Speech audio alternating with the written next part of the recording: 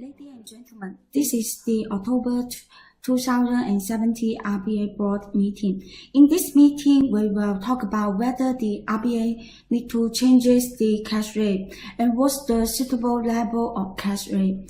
We will focus on three main factors: inflation rate, Australian dollar, and employment. Let's begin the first factor, inflation rate. Now I'm going to talk about the first factor, inflation.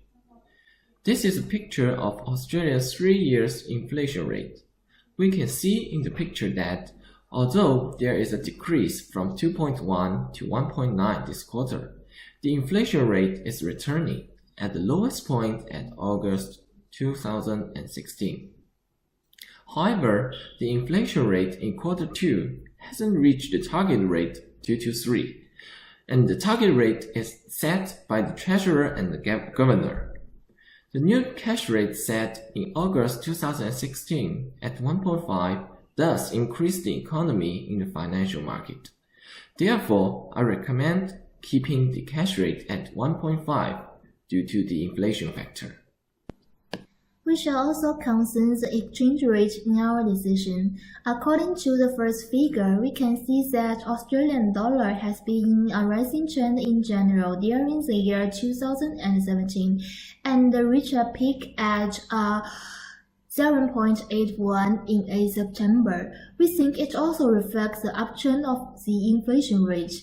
And as can be seen in the figure 2, after 8 September, the exchange rate showed a fluctuating downward and decreasing to 0.78 in 27 September, which may be due to the rise of US dollar in September. Based on this information, we can predict that the growth in exchange rate will level off in the next quarter. RBA thinks the higher currency is not profitable to Australian dollar transaction. It may result in higher pressure in terms of exports and employment. So we need to maintain the stability of the exchange rate.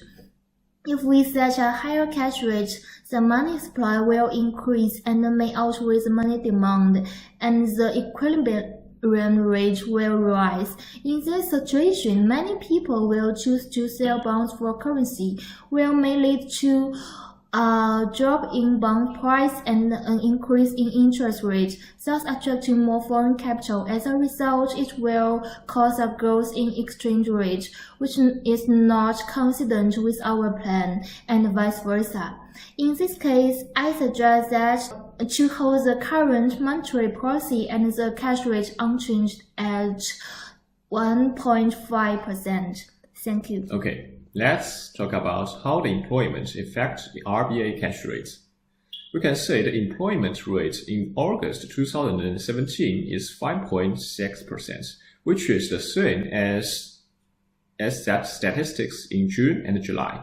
By contrast, we can say in June 2016, the unemployment rate is 5.7%. It seems that more and more people in Australia found their jobs. And in the last month, we have another 54,200 jobs available, and the number of unemployed decreased 1,100. Okay, let's look at the labor force participate rates. We can see from this figure, the labor force participate rate increased from 64.7 to 65.3 from September 2016 to August 2017.